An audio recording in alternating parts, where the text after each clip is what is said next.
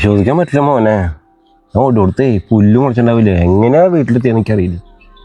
മുള്ള മുട്ടിയുടെ ഇടയ്ക്ക് ഞാൻ പിടിച്ചിരുന്നു. നേരെ വളർത്തലടാ ഞാൻ മുള്ളിയത് എൻ്റെ പ്രജോഷ്.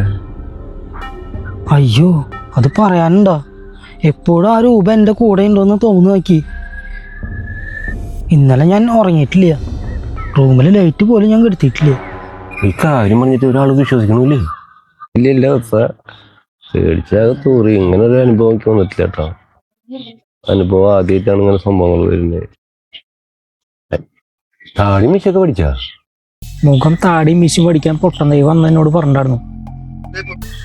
ഷേവ് ചെയ്തിട്ട് കണ്ണാടി നോക്കിയതാ, പുറകിൽ തീപ്പന്തം. തിരിഞ്ഞു നോക്കിയപ്പോ കാണാനും ഇല്ല. ആകെ ഞാൻ പേടിച്ചു. എന്താ ചെയ്യാന്നൊരു പിടിയില്ല. ഇനിയിപ്പോ എന്താ ചെയ്യാ സജ്ജേട്ടാ? പൊട്ടൻ ദൈവം എൻ്റെ അടുത്ത് എന്താ പറഞ്ഞേ?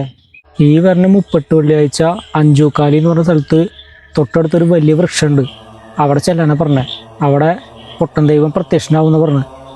അപ്പം നമുക്ക് കാണിച്ചെല്ലാം എന്തൊരു തെറ്റ് പറയാം. ഇതൊരു സുമേഷിന്റെ കാര്യം ശരിയാക്കാൻ പറയാം നമുക്ക്. നമ്മള് സുമേഷിനെ പേടിപ്പിച്ചിട്ടാണ് അവന് വട്ടായി എന്നാണ് നാട്ടിലെ പൊതുവെയുള്ള സംസാരം. പറഞ്ഞിട്ട് ആരോട്ടും വിശ്വസിക്കണില്ല. അപ്പോ എന്താ ചെയ്യാ? എന്നോടും പറഞ്ഞു അത്. പിടിപടം കളിക്കണ്ട. ഉണ്ടാ ഉണ്ടാ കളിക്കണ്ട.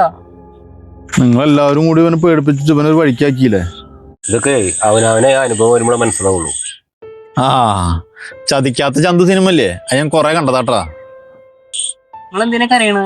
ഇല്ലെങ്കിൽ വേണ്ട, തൊട്ടും മണിയും കളിക്കാം. ഉണ്ടാ ഉണ്ടാ ഇപ്പൊ ഇരുന്ന് മോങ്ങിട്ട് കാര്യമില്ല സജിയെ, ഓരോന്ന് ചെയ്ത് കൂട്ടുമ്പോ ആലോചിക്കണ്ടേ? ഒരുമാതിരി മക്ഷലത്തെ വർത്താനം പറയാതിട്ട് ഞങ്ങൾ എന്തുട്ട് ചെയ്തു നീ പറയണേ? ഇന്നോട് ചൂടായിട്ട് കാര്യമില്ല, ഇവനെ പേടിപ്പിച്ചതാന്നില്ലേ നാട്ടിലുള്ളവർ മുഴുവൻ ആൾക്കാരും പറയുന്നുണ്ട്, ഞാൻ മാത്രല്ല. നിങ്ങൾ വിശ്വസിക്കണ്ട. ആ സ്ഥലത്ത് നിങ്ങളൊന്ന് ചെല്ലും, ആ അനുഭവം നിങ്ങൾക്ക് ഉണ്ടാവും എന്നുള്ള നോക്കാലോ. അതെ, അല്ലാതെ ഞങ്ങളോട് പോലും വീട്ടു കാര്യമൊന്നുമില്ല. അത് ശരി, നിങ്ങളിപ്പോ നമ്മളെ പേടിപ്പിക്കാനുള്ള പരിപാടിയല്ലേ? ഈ ചതിക്കാത്ത ചന്തേ കുറെ കണ്ടതല്ലേ, നേരിണ്ട് ചെല്ലടാ. ഞാനേ ശവപ്പറമ്പിൽ നിന്ന് കുറെ മദ്യപിച്ചിട്ടാ, എന്നിട്ട് നിങ്ങളുടെ ഈ മുത്തശ്ശി കഥ കേട്ട് ഞാൻ പേടിക്കണേ? നീയേ ധൈര്യം ഉണ്ടെങ്കിൽ തെളിയിക്ക്, എന്നിട്ട് പറയും. തെളിയിക്കൂടാ, ഞാൻ ഇന്ന് തന്നെ തെളിയിക്കും.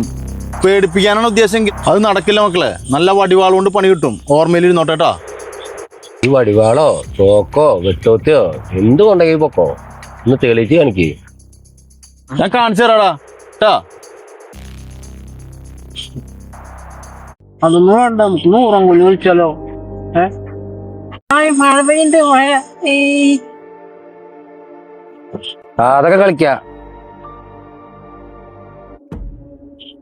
അല്ലെന്ന് ചേട്ടാ, ഇനിയിപ്പോ പൊട്ടൻ ദൈവം അവന്റെ മുന്നിൽ പ്രത്യക്ഷപ്പെട്ടില്ലെങ്കിൽ സംഗതിയൊക്കെ കുഴയില്ലേ? ശരിയാണല്ലോ, കുറ്റം മൊത്തം നമ്മുടെ തലയിൽ വരും. സുമേഷിനെ പേടിപ്പിച്ചതാണെന്ന് വരുത്തി തീർക്കും.